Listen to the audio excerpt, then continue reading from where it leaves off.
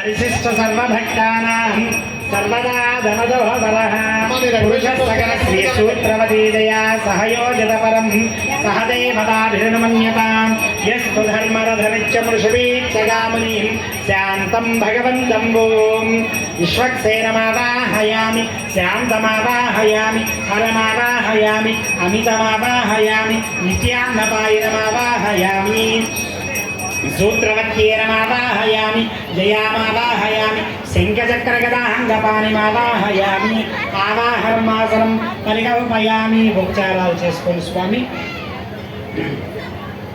రాజా రామచంద్ర ప్రభుకి ఆ విధంగా విశ్వక్సేనుడు అంటాం. మనం ఆంగ్ల కాలమానంలో ఆంగ్ల మానములో ఏమంటామండి? వి అంటే దేనికి చిహ్నం? విక్టరీ అంటామన్నమాట. అంచేతనే ఎవరన్నా కనబడినా కూడా విజయ చిహ్నంగా ఈ విధంగా చూపిస్తాం. అంటే వి అంటే విఘ్నేశ్వర మనకి, అలాగే విశ్వక్సేన.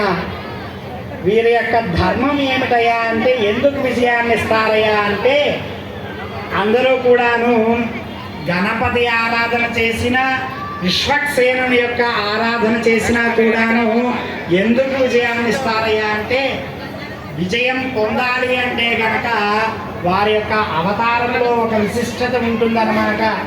ఏ విషయాన్ని కూడాను తేలికగా తీసుకోకూడదు.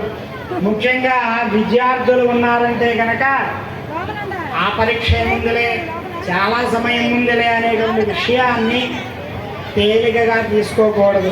విశ్వక్సేన విభవములో అవతారములో మొట్టమొదటి స్వామివారి యొక్క ఉత్సవానికంటే ముందు కూడాను విశ్వక్సేనుడు సేనాధ్యక్షత స్వీకరించి మన యొక్క దండాన్ని తీసుకొని బ్రహ్మోత్సవాల సమయంలో 4 మాడల వీధుల్లో స్వామివారి యొక్క తిరుగుతూ ఉంటారు. ఎందుకయ్యా అంటే పర్యవేక్షణ చేసుకుంటాడు, అంతా ఏర్పాట్లు బాగా ఉన్నాయా లేదా అని చెప్పేసి. అలాగే 4 రోజుల నుంచి కూడాను నిద్రాహారాలతో మన యొక్క